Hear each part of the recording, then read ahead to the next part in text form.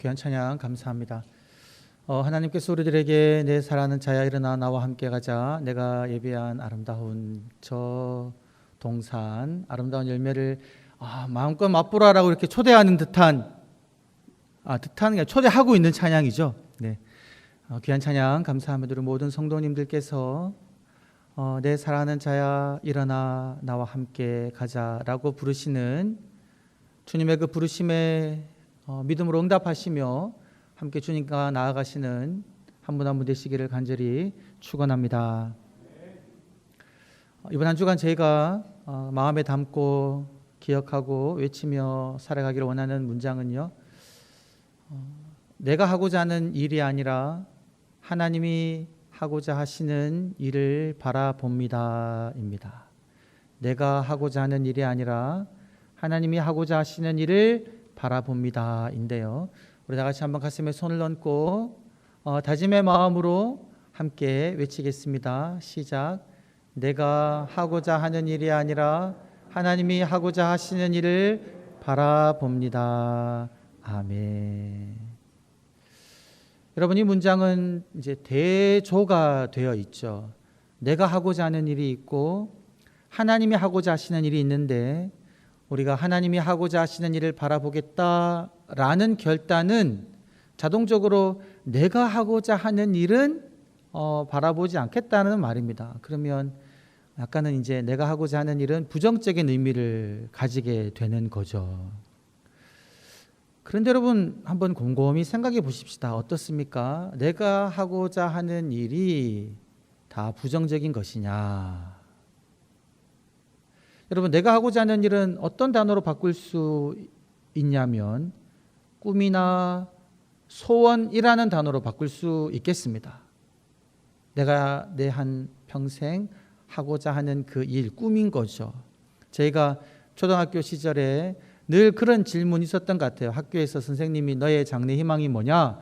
장래 희망을 적는 난이 있었습니다. 그럼 그 란에 어떤 분은 교사, 혹은 나는 나라를 지키는 군인, 혹은 대통령, 이런, 또 초등학생들은 적죠.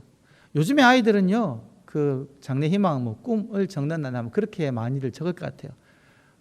구독자 수가 엄청난 유튜버, 이런 꿈을 꾸는 아이들이 있거든요. 그런데 여러분, 이 꿈이요 무조건 잘못된 게 아니죠. 내가 꾸는 꿈, 소원들을 적어가지고는요 책상머리에 딱 붙여놓지 않습니까? 붙여놓고는 그거를 향해 열심히 성실히 달려가죠. 여러분의 자녀가 여러분의 자녀 마음속에 그런 꿈을 가지고 성실히 살아간다면 어떻게 하시겠습니까? 응원하시겠죠. 칭찬하시겠죠. 잘한다 하실 것입니다. 또 여러분, 이 꿈이 단순히 나를 위한 꿈이 아니라 다른 사람을 위한 꿈일 때는 어떻습니까? 더 칭찬하는 거죠. 내가 교사가 되고 싶은데 이 교사 되고 싶은 것도 아이들을 잘 가르쳐가지고요, 이 아이들을 위대한 훌륭한 사람으로 키우고 싶습니다. 다른 사람을 위한 꿈이잖아요. 군인이 되어서 이 나라를 지키겠습니다. 나라를 위한 꿈이지 않습니까? 얼마나 좋고 소중합니까? 여러분, 나를 위한 꿈도 격려할 만하고 다른 사람을 위한 꿈도 칭찬할 만한데, 하물며 여러분, 우리가 하나님을 향하여, 내가 하나님을 위하여 내가 하고자 하는 것, 하나님을 위한 꿈을 가지고 달려나갈 때에 여러분, 그분을 어떻게 하시겠습니까? 제 교회에서 많은 분들이 하나님을 위하여 여러분 찬양대로 봉사하죠. 그리고 하나님을 위하여 저희들이 교사로, 구역장으로 봉사합니다. 이 봉사 하나님께서 기쁘게 받으시지 않겠느냐 말입니다. 그래서 여러분, 우리가 내가 하고자 하는 이 일 다 나쁜 건 아니다라는 겁니다. 격려하고 칭찬하고 독려할 것도 있다라는 거죠. 근데 반면에 또 다르게 생각하면 내가 하고자 하는 것, 나를 위한 것이든 남을 위한 것이든 하나님을 위한 것이든 내가 하고자 하는 일이 또 다 바르지는 않을 수 있다라는 거죠. 그 예로 여러분, 우리들은 성경에서 누구를 들 수 있겠습니까? 바울 이전에 사울이 그러했죠. 여러분, 사울이요 하나님을 위하여 하고자 하는 것이 무엇이었습니까? 하나님을 위한 열심으로 예수님을 믿는 이들을 핍박하고 잡아 옥에 가두어 가지고요, 그들이 예수를 믿지 못하고 하나님만 섬기도록 그렇게 열심으로 핍박하고 다녔죠. 하나님을 위해 그가 하고자 하는 일을 너무나 성실하게 수행했었습니다. 그런데 여러분, 그 일이 어떻게 판명납니까? 하나님이 기뻐하시지 않는 일이었다라는 겁니다. 그래서 여러분, 저희들은 곰곰이 생각해 보아야 합니다. 내가 하고자 하는 일, 그 일이 나만을 위한 것도 아니고 다른 사람을 위한 것이고 심지어 하나님을 위한 것임에도 불구하고 그것이 하나님 뜻에 맞지 않을 수도 있다라는 겁니다. 그래서 여러분, 우리가 내가 주를 위하여 어떤 일을 하고자 할 때 언제나 하나님께 물어보아야 합니다. 기도의 자리로 나아가 하나님, 내가 하나님을 위하여 이러한 소망함을 가지고 어떤 일을 하고자 하는데 하나님, 이 일 하나님 뜻에 맞는 길입니까? 하나님이 원하시는 것입니까? 하나님이 하고자 하시는 일입니까? 라고 기도 가운데 물어보아야 한다라는 거죠. 오늘 읽은 말씀을 보게 되면 하나님께서 다윗에게 나단 선지자를 통하여 하시는 말씀인데요, 이 말씀을 하게 된 배경이 있습니다. 우리가 읽지는 않았는데 그 배경이 무엇이냐면요, 여러분, 다윗이 하나님을 향하여 선한 마음을 가졌습니다. 하나님께서 그를 왕으로 세우시고 주위의 모든 대적들을 물리치시고 난 다음에 보니까 지금 다윗은요, 백향목이라는 좋은 나무로 아주 화려하게 지은 궁궐에 살고 있는 거예요. 근데 자기는 궁궐에 살고 있는데 자기에게 이렇게 귀한 복을 주신 하나님 임재하시는 그 하나님의 언약궤가 장막에 머물고 있다는 거죠. 천막 속에 있다는 겁니다. 그래서 이게 좀 뭔가 잘못된 것이 아닌가 해서 다윗은요, 하나님을 위하여 내가 지금 거하는 이 백향목 궁처럼 좋은 성전을 지어드리고 싶었다라는 거죠. 주변의 나라들 보니까 주변의 나라들도 그들이 섬기는 신들을 멋진 신전에 모시는 것을 보고요, 다윗도 하나님을 위하여 성전을 짓기를 원했다라는 겁니다. 그래서 선지자 나단에게 묻습니다. 내가 지금 이런 마음을 품고 있는데 나는 지금 백향목국에 거하고 있는데 하나님 언약궤가 장막 가운데 머무는 것을 내가 도저히 견디지를 못하겠습니다. 하나님을 위하여 내가 궁궐을 지으면 어떻겠습니까? 본문에 구체적으로 명확하게 나오지 않고 있지만 다윗이 그런 말을 나단에게 했던 것 같아요. 근데 그때 그 말을 듣고 나단이 무엇이라고 이야기합니까? 왕이여, 왕의 마음속에 있는 것은 무엇이든지 다 하십시오. 하나님이 왕과 함께 하시지 않습니까? 왕은 하나님과 함께 하시는 자이시니 왕의 마음에 있는 것은 무엇이든지 다 하십시오. 이렇게 이야기하거든요. 나단이 생각할 때에 하나님께서도 다윗 왕이 마음에 생각하는 것은 허락하실 것이다, 옳게 여기실 것이다 라고 생각했다라는 거죠. 다윗 왕 정도 되면. 여러분, 다윗 왕이 어떤 왕입니까? 하나님을 신실하게 믿는 왕이었죠. 하나님을 온전히 의지하는 왕이었습니다. 삶 속에서 죽음의 위협에 놓여도요, 하나님 뜻이 아니면 하지 않는 그런 왕이었거든요. 하나님의 때를 기다리던 왕이었습니다. 그래서 마침내 하나님이 그를 죽이려고 했던 사울 대신에 그를 온 이스라엘의 왕으로 세우시는 것을 경험한 그런 왕이죠.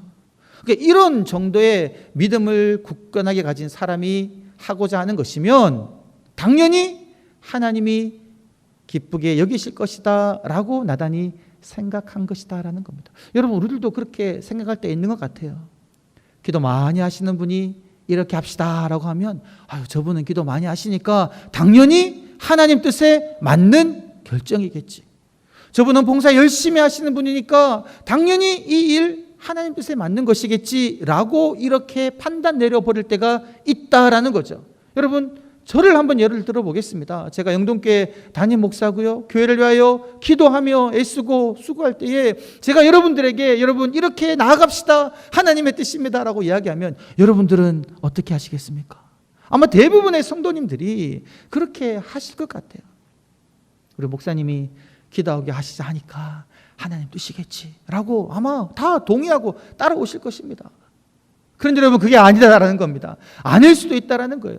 나단이 지금 하나님께 기도하지 않고 다윗이 하는 행동이니까 하나님 뜻에 맞겠지라고 생각하고 그렇게 하라고 이야기했는데, 지금 하나님이 무엇이라고 이야기하는 겁니까? 그 밤에 나타나셔가지고 나단에게, 나단아, 내가 이때껏 이스라엘 백성을 애굽에서 인도하여 내고 이곳으로 들이기까지 나는 언제나 장막 휘장 속에 있었다. 그런데 내가 그때 어떤 누구에게도 나를 위하여 집을 지으라고 말한 적이 있느냐라고 묻는 거죠. 하나님은 무슨 말씀입니까? 다윗이 나를 위하여 집을 짓고자 하는데 그것 나의 뜻이 아니다라고 말씀하신 겁니다. 그 이야기를 듣고 여러분, 나단이 깜짝 놀라가지고 이제 다윗에게 가서 하나님이 그에게 하신 그 말씀을 전하는 내용이 오늘 본문이다라는 겁니다. 여러분, 우리가 잊지 말아야 될 것이 무엇이냐면요, 지금 다윗과 나단이 하나님 말씀을 듣기 전에는 잊어버린 것이 있습니다. 그것이 무엇이냐면요, 하나님께서는 당신이 임재하시는 언약궤를 어디에 두시겠다라고 이스라엘 백성들에게 말씀하셨습니까? 성전이 아니거든요. 휘장에 있겠다고, 장막 가운데 지성소 안에 언약궤를 두라고 하나님은 분명하게 모세에게 말씀하셨고요. 그 말씀 따라 이스라엘 백성들이 장막을 짓고 지성소 안에 언약궤를 두고 있었다라는 거죠.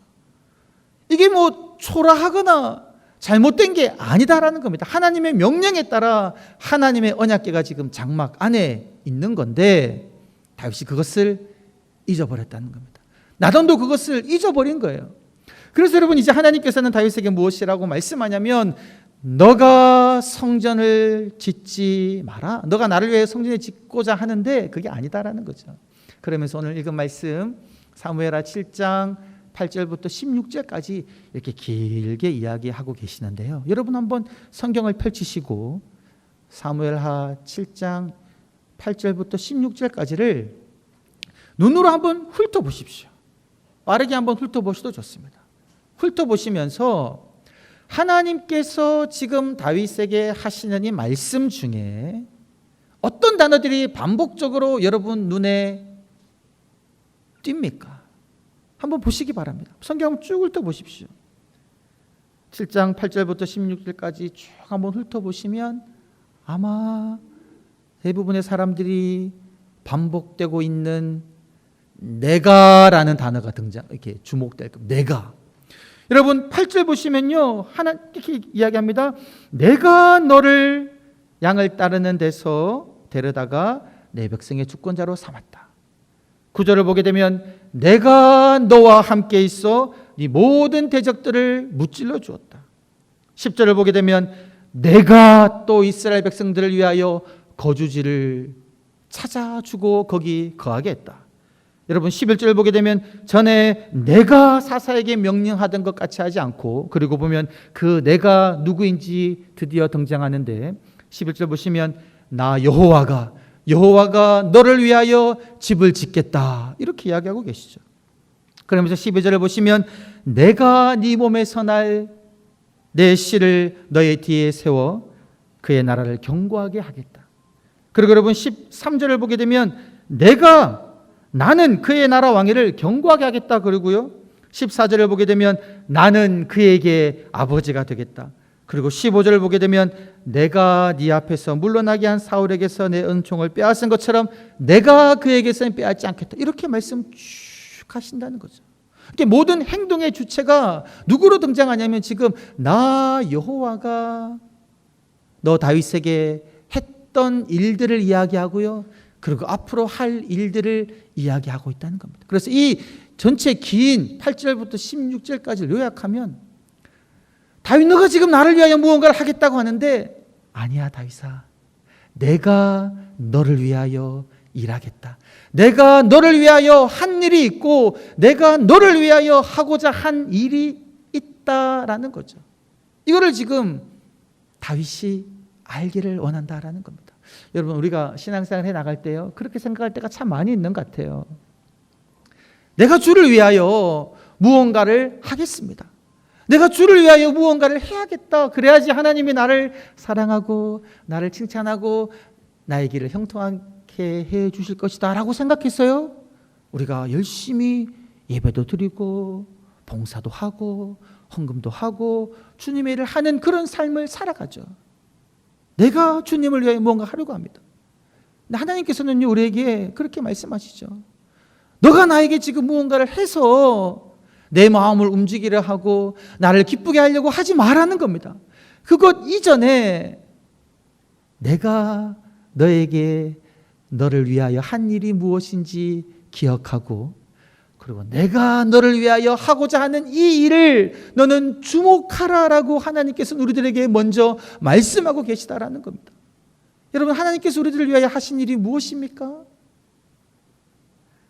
죄의 그 진흙덩이에 내 온 몸이 덕지덕지 묻어 있을 때, 그 죄의 시궁창 속에 내가 살아가고 있을 때에 내 속에는 어떤 것으로도 하나님을 기쁘게 할 수가 없는데, 하나님께서 그런 나를 사랑하셔서 나를 그 죄의 구렁텅이에서 건져주시기 위하여 하나님의 사랑하는 아들 예수 그리스도를 이 땅에 보내셔서 나를 위하여 내 모든 죄를 용서하기 위하여 십자가에 못 박혀 죽게 하시고 나를 하나님의 아들과 딸로 삼아 주시지 않으셨습니까?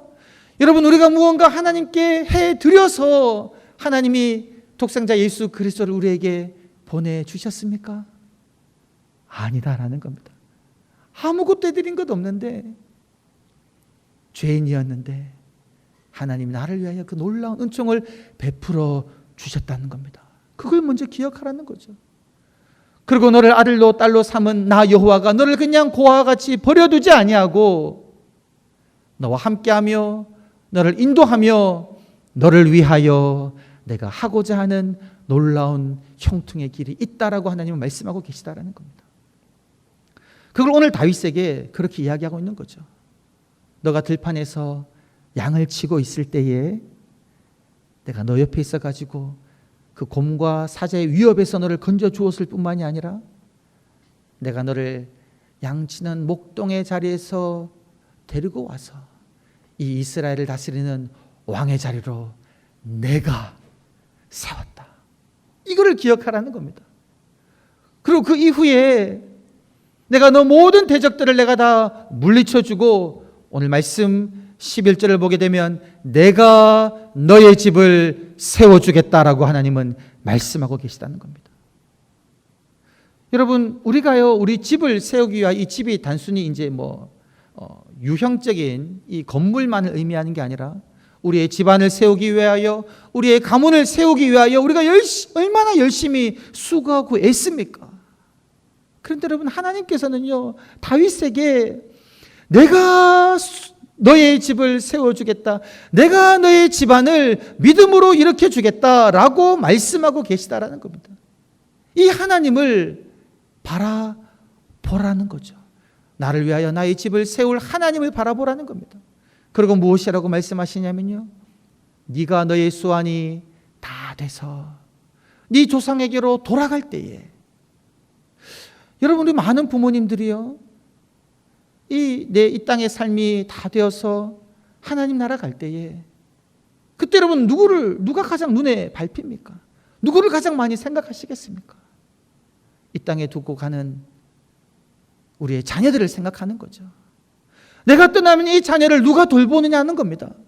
이 자녀가 장성해서 가정을 이루고 다 살아가면 또 괜찮겠지만, 내 생이 너무나 빨리 끝나서 아직 자리 잡지 못하고 있는 내 자녀를 바라볼 때 여러분, 그때 어떻게 생각하겠습니까? 내가 이 세상을 떠나면 누가 내 자녀를 지켜주냐는 거죠. 그때 하나님께서 이렇게 말씀하시는 겁니다. 네가 네 수완이 다 차서 네 조상에게로 돌아갈 때에 내가 내 후손 중에 내 씨를 세워 이 왕위에 세우겠고, 그 왕위를 내가 나 여호와가 견고하게 하겠고, 내가 그의 아버지가 되어 그를 가르치고 그를 붙들어 주겠다 라고 하나님께서는 다윗에게 말씀하시고요, 그렇게 말씀하시는 하나님을 바라보라라고 하나님 오늘 저와 여러분들에게 말씀하고 계시다라는 겁니다. 나는 기도하기로 했다라는 제목의 책이 있습니다. 나는 기도하기로 했다.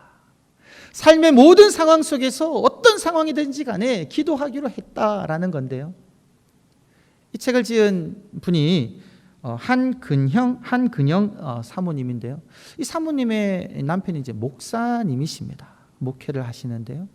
네 분이 목회를 시작하시고 한 얼마 되지 않아서 한 3, 4년 지나가지고요. 이분이 섬유근육통증후군이라는 병을 얻게 되었습니다. 섬유근육통증후군이라는 병은 다양한 증상이 있는데요. 이 증상이 심해지면 자기 힘으로는 꼼짝달싹도 못한다는 거, 심지어 눈도 뜰 수 없게 고통스럽다라는 그런 병이다라는 거죠. 근데 이 목사님이 이런 병에 걸려가지고 한 20년간을 이 사모님이 돌보셨다는 거예요. 근데 남편이 이렇게 병에 걸려서 목회하는 것도 참 너무 힘들 텐데 이번에 큰아들이요, 이렇게 심한 우울증에 걸렸다 그래요. 사람들을 만나지를 못하는 겁니다. 그래서 약 한 7년간을 이제 우울증 약을 이제 복용하는데, 이제 아들에 관한 이야기입니다. 이 아들이 7년 동안 우울증 약을 복용하다 보니까 너무 부작용이 심해서 이 약을 끊기로 결단했다는 거죠.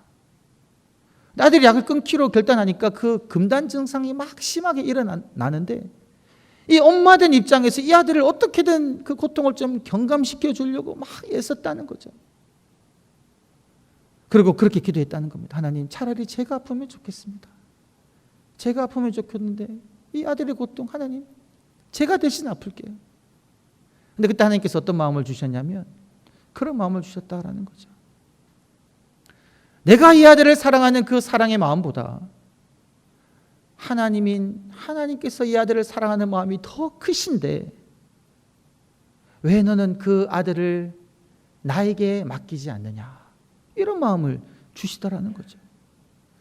그러면서 이제 한근영 사모님이 내가 내 힘으로 내가 어떻게든 남편을 돌보고 아들을 위하여 그렇게 열심히 수고하고 애쓰고 기도하고 돌봤는데, 그때 무엇을 놓쳐버렸냐면 하나님께서, 이 남편과 아들을 사랑하는 하나님께서 이 아들과 남편을 위하여 하시고자 하시는 그 일을 바라보지 못하고 하나님께 온전히 맡기지 못했다라는 것을 깨닫고요, 믿음의 무관심을 가지기 시작했다. 믿음의 무관심인데 그냥 버려두는 것이 아니라 하나님께 내어 맡기는 무관심을 가지기 시작했다는 겁니다. 이 아들이 방에 틀에 박혀가지고 막 나오지 않을 때 예전 같으면 들어가가지고 어떻게든 자기가 하려고 했을 텐데, 이 마음을 주시고 난 다음에는 하나님께 기도하고요, 하나님이 그 아들을 어떻게 해주시겠지라고 거룩하게 믿음으로 버려두었다는 건데, 하나님께서 이 아들에게 역사해 주셔가지고요, 이 아들이 한 2년 동안 그 고통 속에 있다가 스스로의 힘으로요,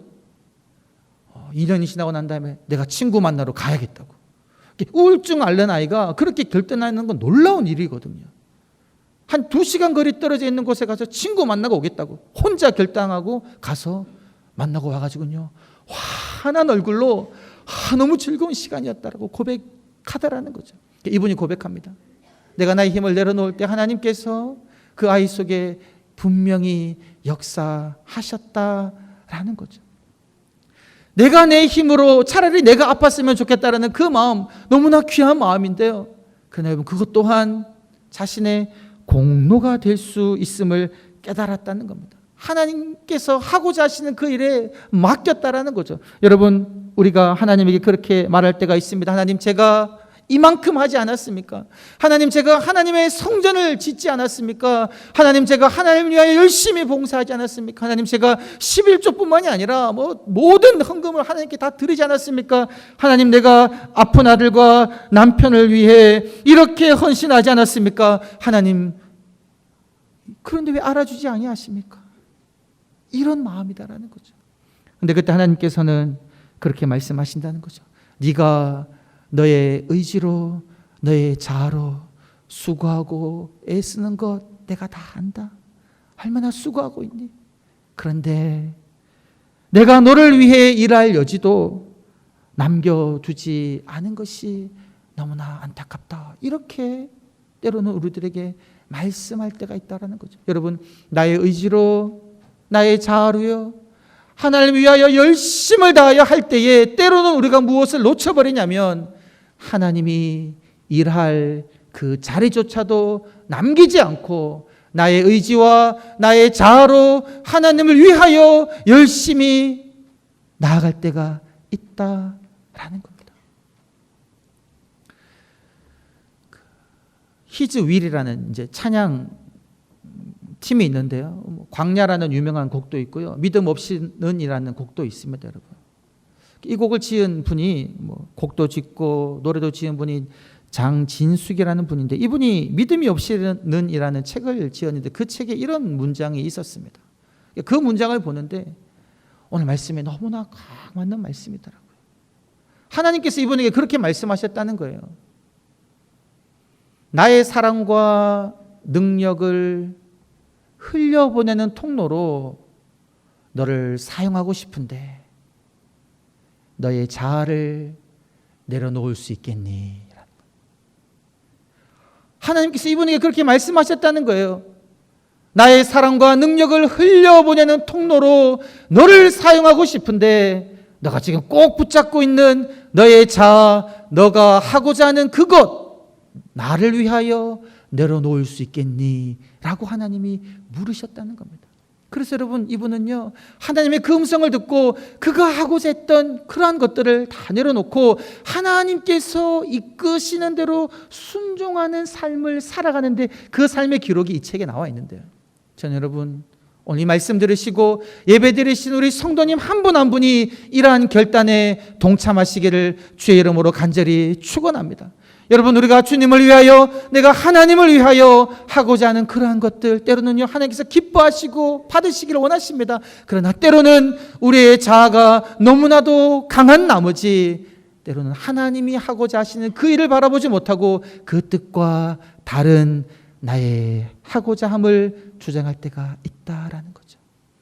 우리 하나님께 나의 자아를 내려놓고 내가 하고자 하는 일을 내려놓고 하나님이 하고자 하시는 그것을 믿음으로 간구하며 기도할 때에 하나님께서는요, 오늘 16절에 다윗에게 말씀하신 것처럼 내 집과 내 나라와 내 왕위를 내가 영원토록 내 앞에 보존하고 견고하게 하리라 라고 말씀하신 것처럼 여러분을 통하여 여러분의 가정과 여러분이 섬기시는 교회와 여러분의 직장과 일터를 하나님의 역사가 일어나는 귀한 공간으로 만들어 주실 줄 믿습니다.